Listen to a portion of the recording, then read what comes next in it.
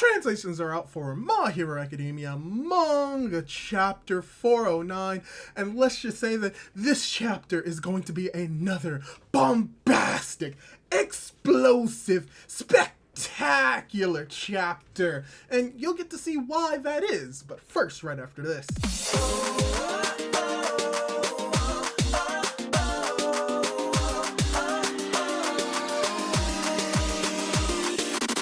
Hey guys, how's it going? It is your boy, Manga Mandrew, and I'm here to do my manga review for My Hero Academia Manga Chapter 409, titled Quirk Explosion!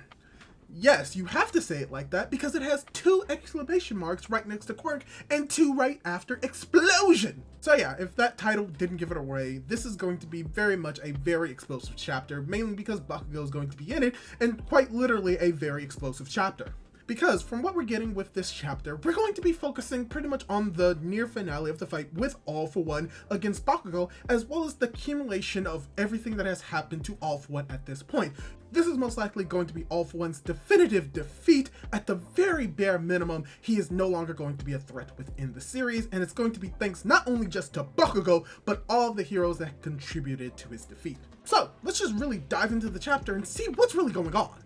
And interesting enough, the chapter actually starts off with a sort of flashback where we get to see Bakugo's birth, where we get to see his mother carrying him and his father just bawling his eyes out, as this is pretty much setting up for why this chapter is going to be very bombastic, because it's going to be focusing on Bakugo's character and the really crystallization of what he is. Because we get a few minor flashbacks of him saying that he's going to make his skills his own after his fight with Deku the second time, as well as saying that his explosions can pull off anything, really showing the pride that he has in his explosions. But what's even more interesting about how when he's thinking about Izuku, how he's no longer going to be getting in Izuku's way, which is most likely referencing the fact that he's not going to hamper Izuku's dreams, but also that most likely than not, he's not going to interfere in the fight with Deku versus Shigaraki at this moment, and how he's going to put all of the focus on fighting against All For One in this moment to at the very least mitigate the burden that is going to be placed on Deku.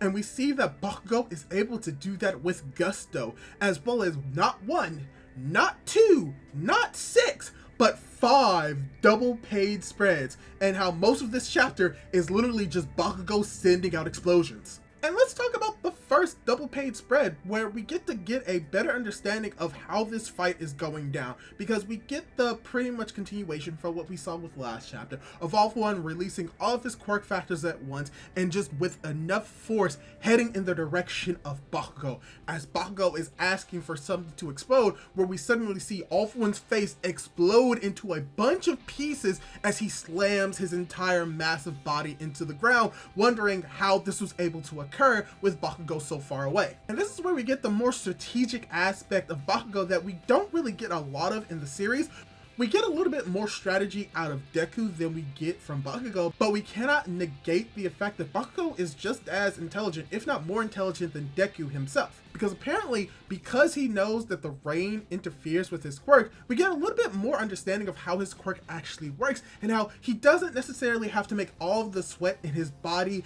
actually be the explosive sweat, because he does have a combination of normal and explosive sweat. But what we see is that he can cover the explosive sweat in his own sweat, and that he sent it into the mouth of All For One and waited for some type of like great motion or very much like explosive like force to activate it, and by doing so able to cause the explosion to occur without him being right next to it. And that makes sense because we've seen Bakugo being able to extend these explosive sweat bombs outside of his body and cause them to detonate, but because it is nitroglycerin, he doesn't need to do it himself. It's just going to happen naturally because that's just what nitroglycerin is. It's very reactive, and any type of like stimulus to it will cause it to explode. And this throws All For One off his game. He did not think that he would ever be exploited and be outdone by a quote-unquote side character, as we see that as he's yelling this and heading towards the direction of Bakugo,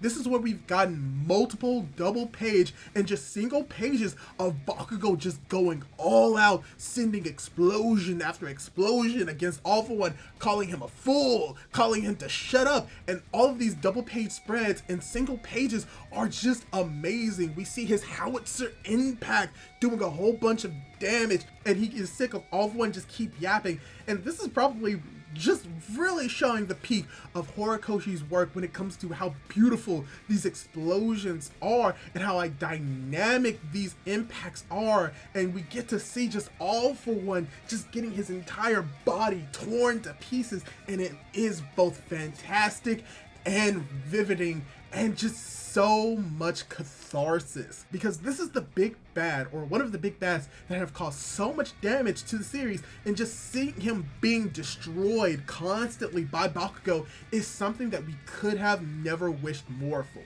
But we also get to see that it's not just Bakugo doing all of this damage to All For One himself, but really just showing that the reasoning why All For One is in the state that he is right now is by his own undoing, his own hubris. His own actions actually led him to pretty much being defeated at this point, because while we get another double page spread of Bakugo just destroying All For One's face with a point-blank explosion, destroying the gauntlet on his arm, we just have All For One reflecting like, how is this even happening? Like, my quirk factors aren't like working together. Why is this happening? And then you just have the smug Hawks just chiming in. It's like, oh, it's because you couldn't keep your emotions under control. And that's why I was able to get the people to have this big, fun little fan meet. Oh, by the way, you know, Tomoyo Shigaraki is kind of the reason why you failed. So, sucks to suck. So even though Hawks is not necessarily going to be playing most likely a bigger role in the upcoming fights because he has lost his quirk, the fact that the vestige inside of All For One right now is kind of responsible for just having all the vestiges flock towards him and away from All For One, so he's unable to use the quirks effectively, once again shows the hubris of All For One being his downfall, as well as just Tomoyo Shigaraki, and that he believed that these emotions that he had would be detrimental to him, which is most likely the explanation for why he's always smiling and why he rarely shows anger or any type of emotions, because doing so will prevent him from using the quirk of All For One. And that maybe that's the reason why we haven't really seen Tomura use a whole bunch of the quirks within inside All For One itself as well. But besides the point, once again, this is just emphasizing the idea that All For One is losing because of his own hubris, and that he believes that he needed to do this all by himself, as we see Bakugo in the final double page spread sending an explosion, sending All For One creaming into the ground, as you have him thinking to himself that how he was unable to defeat All For One by himself, but the damages that he has sustained from everyone up until this moment will most likely be the reasoning why All For One fails, as we get the final image of all of these characters looking upon the battle and seeing how Bakugo most likely defeated All For One. But yeah,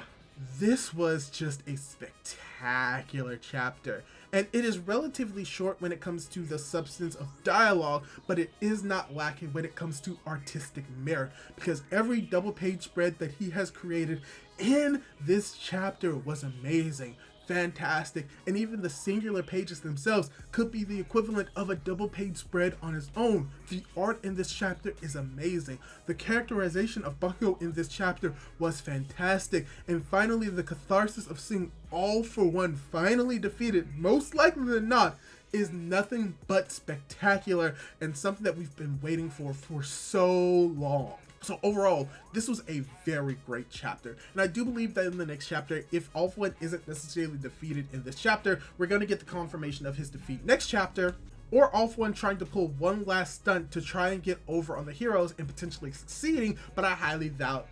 that will be the case. And unfortunately, we are going to be on break because of the holiday season, but apparently the next chapter is actually probably going to be released on Christmas Day, at least here in the States, if not a little bit earlier. So we will have at least one more chapter of My Hero Academia before the new year begins. So get hyped, get excited, and hopefully I'll be able to catch you when I am reviewing that chapter. So yeah, do all that cool jazz, like, comment, subscribe, have a happy holidays, happy, merry, whatever you celebrate, and hopefully I'll be able to catch you in my next video. Goodbye!